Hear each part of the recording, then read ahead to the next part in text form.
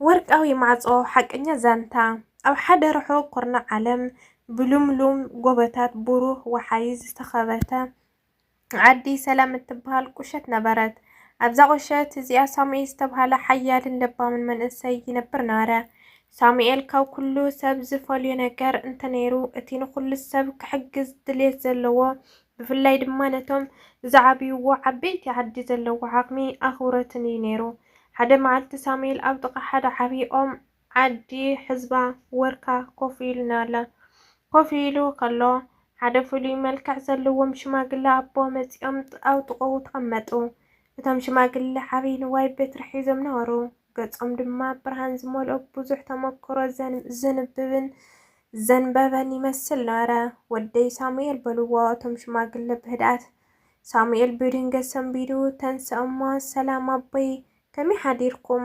ንሱመይ ክትፈልጡኒ ምኽኣልኩም ኣገሪሙኒ በሎም እናሰገደ። እቶም ሽማግለ ፍሽኽ ኢሎም ኣነ ንኹሉ ይፈልጥ እየ፣ ብፍላይ ድማ ነቶም ልቦም ከም ወርቂ ዝጸረየ መንእሰያት።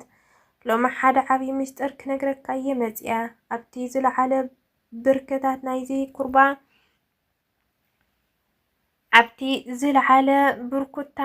ኩርባ ሓደ ብወርቂ ዝተሸለመ ማዕጾ ኣሎ። እቲ ማዕጾ ክኸፈት ዝኽእል ግን ብቁልፊ ዘይኮነስ ብሰለስተ ናይ ህይወት ፈተነታት ጥራይ እዩ። ሳሙኤል ብትግሃት ተገረመ። እቲ ማዕጾ ምስ ተኸፈተ እንታይ ይርከብ ኢሉ ሓተተ። እቲ ማዕጾ ምስ ተኸፈተ ንዓድኻ ንስድራኻን ዘለኣለም ዝቕይር ናይ ጥበብን ብልጽግናን ምንጪ ክትረክብ ኢኻ። ግን ተጠንቀቕ፣ እቲ መንገዲ ቀሊል ኣይኮነን። ሳሙኤል ከይተወላወለ ኣነ ድልው እየ ኣቦይ፣ እንታይ ክገብር ኣለኒ በሎም። እቶም ሽማግለ ድማ ናብቲ ጸሊም ዱር እናመልከቱ እምበር ጽባሕ ፀሓይ ምስ ወፀት ፀሓይ ጉዕዞኻ ጀመር። ቀዳማይ መዓልቲ ምስቲ ኣብ ዓዲ ዘሎ ንፉዕ ሓራሲ ተራኸብ ከይበሉ ተሰወሩ። ሳሙኤል ብሰንበት ጉዕዞ ጀመረ፣ ወሰነ። እቲ ቀዳማይ ፈተና እንታይ ይኸውን? እቶም ሓራስኸ እንታይ ክእዝዝዎ እዮም? ሳሙኤል በታ ዝወፀትላ መዓልቲ ንግሆ ፀሓይ ገና ክትበርቕ ከላ ተንስአ። ልቡ ብድልየት ብጭንቀትን ተሃርም ነበረት። ነቲ ሽማግለ ዝበልዎ እናሓሰበ ናብቲ ሰፊሕ ናይ ሕርሻ መሬት ዓዲ ሰላም ገጹ ኣምርሐ። ካብኡ ሓደ ኣቶ ገብረ ዝተባህሉ ዕድሚኦም ዝደፍኡ ግን ድማ ብርቱዓት ሓራሲ ረኸበ። ኣቶ ገብረ ኣብቲ ዝቐረጸ መሬት ኮፍ ኢሎም ብጓሂ ናብቲ ዘይተዘርአ መሬት ይጥምቱ ነበሩ። ሳሙኤል ቀሪቡ ከመይ ውዒልኩም ኣቶ ገብረ? እንታይ ክሕግዘኩም በሎም። እቶም ሓራሲ ቃንዛ ብዝመልኦ ድምፂ ወደይ ሳሙኤል እዛ መሬት እዚኣ ንዓመታት ዝምገበትና እያ፣ ሎሚ ግን እቶም ዝተዘርኡ ኣእኻል ብሓደ ፍሉይ ሓሸራ ይብልዑ ኣለዉ። እቲ እንኮ መፍትሒ ነቲ ኣብ ጫፍ እቲ እምባ ዝርከብ ፈዋሲ ማይ ኣምፂኻ ምርጫይ እዩ። ኣነ ግን ጉልበተይ ክዳኸም ጀሚሩ ኣሎ፣ እቲ እምባ ድማ ኣዝዩ ቁልቁል እዩ በልዎ። ሳሙኤል እቲ ፈተና እዚ ምዃኑ ተገንዘበ። ኣይትጨነቑ ኣቦይ፣ ኣነ ክኸይድ እየ ኢሉ ጉዕዞ ጀመረ። እቲ ቀዳማይ ፈተና መስዋእትነት፣ እቲ መንገዲ ኣዝዩ ኣድካሚ ነበረ። ሳሙኤል ብመንገዲ እሾኽን ጸድፍን ሓለፈ።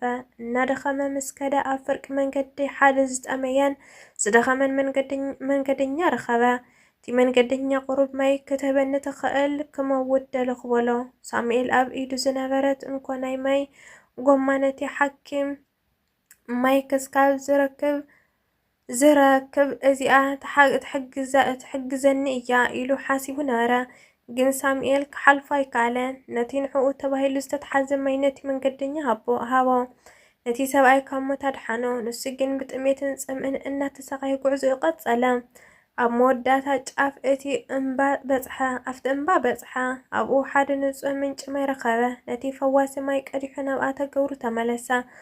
ኣቶ ገብረ ነቲ ማይ ምስ ረኸቦ ኣዝዮም ተሓጐሱ። እቲ ምስጢራዊ መልእኽቲ ኣቶ ገብረ ነቲ ማይ ኣብ መሬት ምስ ነጸግዎ እቲ መሬት ብኡ ንብኡ ለምለመ። ሽዑ ኣቶ ገብሩ ናብ ሳሙኤል ጠሚቶም ወደይ እቲ ፈተና ማይ ምምጻእ ጥራይ ኣይነበረን፣ እቲ መንገደኛ ዝሃብካዮ ማይ እቲ ዝዓበየ መስዋእትነት እዩ ነይሩ።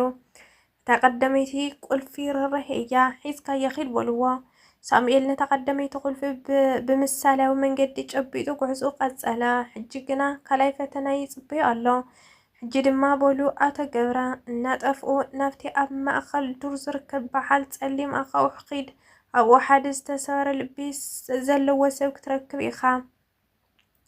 ሳሙኤል ኣብ ማእኸል እቲ ዱር ምስ በጽሐ ሓደ ዓብዪ ጸሊም ከውሒ ረኸበ። ኣብ ጥቓ እቲ ከውሒ ሓደ ብሓዘን ዝተደፍአ ሰብኣይ ኮፍ ኢሉ ነበረ። እቲ ሰብኣይ መምህር ኣረጋይ ይበሃል ነበረ። መምህር ኣረጋይ ኣብ ኢዱ ሓደ ዝተበታተነ ጥንታዊ መጽሓፍ ሒዙ ንባዓቱ ይውሕዝ ነበረ። ሳሙኤል ብትሕትና ቀሪቡ መምህር ኣረጋይ እንታይ ኮይንኩም ከመይ ክሕግዘኩም ይኽእል ኢሉ ሓተቶም። እቶም መምህር ቅንዕ ኢሎም ጠመትዎ እሞ ወደይ እዚ መጽሓፍ እዚ ናይ ዓድና ታሪኽን ጥበብን ዝሓዘ እንኮ ቅዱስ እዩ። ንፋስ መጺኡ ፋሕ ኣቢልዎ ገሊኡ ጻሓ ገጻት ድማ ናብቲ ዓሚቕ ዓዘቕቲ ጉድጓድ ወዲቑ እቲ ታሪኽ እንተጠፊኡ መለለይ መንነትና ክጠፍእ እዩ ክወርድ ኢለ እግረይ ኣይተኣዘዘለይን በልዎ። እቲ ካልኣይ ፈተና እምነት ትብዓትን ሳሙኤል ናብቲ ሓዘቐት ቁልቁል ጠመተ። ኣዝዩ መፍርሕን ጸሊምን ነበረ። ሓደ ጉጉይ ስጉምቲ እንተወሲዱ ናብቲ መወዳእታ ዘይብሉ ሓዘቕቲ ክወድቕ ይኽእል እዩ።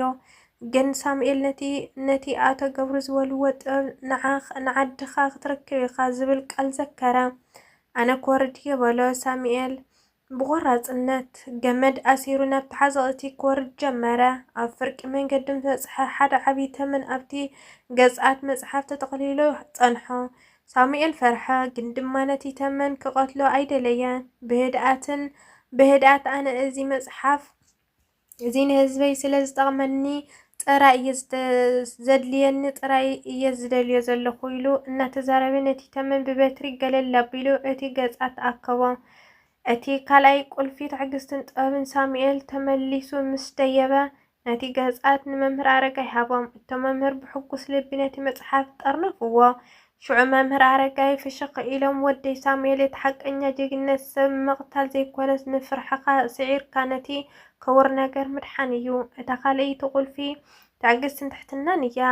ሒዝካያ ኺድ በልዎ። ሕጂ ሳሙኤል ክልተ ዓበይቲ ትምህርትታት ረኺቡ ኣሎ። ግን እታ ሳልሰይቲ ናይ መወዳእታን ፈተና ገና ትጽበዮ ኣላ።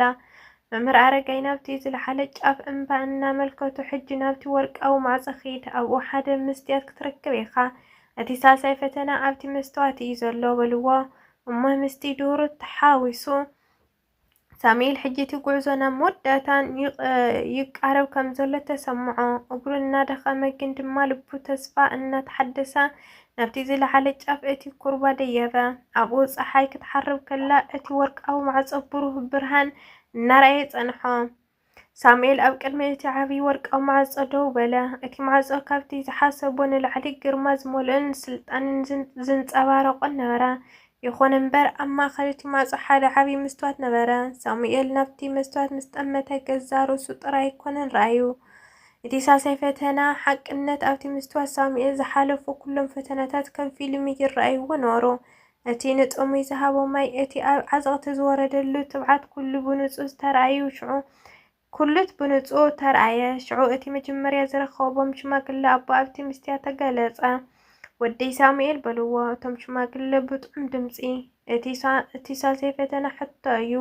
እቲ ማዕጾ ምስ ተኸፈተ እቲ ዝርከብ ሃብቲ ንዓኻ ጥራይ ክኸውን ትደሊ ዶ ወይስ ንኹሉ ሰብ? ሳሙኤል ከይተወላወለ ኣቦይ ኣነ እኮ ነዚ ኩሉ ዝደኸምኩ ንዓደይ ንስድራይን ዝኸውን ጥበብን ብልጽግናን ንምምጻእ እዩ። እቲ ሃብቲ ንዓይ ጥራይ እንተኾይኑ ትርጉም የብሉን፣ ንኹሉ ሰብ ይኹን በለ። ምኽፋት እቲ ማዕጾ ሳሙኤል እዚ ምስ በለ እቲ መስትዋት ደመቐ። እቲ ማዕጾ ብሓይሊ ተኸፈተ። ግን ሳሙኤል ዝጸበዮ ወርቅን ዕንቁን ኣይነበረን። ኣብ ውሽጢ እቲ ማዕጾ ሓደ ዓብዪ ቤተ መጽሓፍ ናይ ሕርሻ ዘመናዊ መሳርሕታት ንጹህ ምንጪ ማይ ነበረ።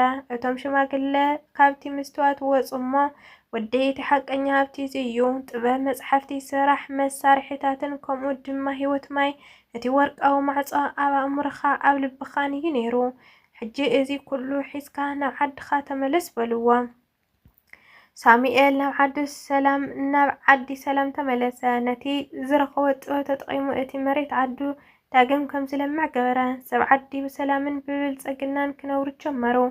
ሳሙኤል ድማ እቲ ዝዓበየ ሃብቲ ምሕጋዝን ትብዓትን ሓቅነትን ምዃኑ ንኹሉ መንእሰይ እናምሃረ ክሳብ ዝኣርግ ነበረ። إذا ورقاويت معصت بلاوزي توديانيا مالتي كاوزي بزح نجر تمهرنا نخون تسفاي كبر إن كورتي ليشر بمقار مبرتعكم أي فلينا دك عبيتي مهاريت سانتايل كان أمبي وياسي مهاريت هايلي نكون كهرباء تجديدنا بزح تمرتي رخيكم لا تكون تسفاي كبر بخالي فيديو سكابنا الرخب سسناي باي باي.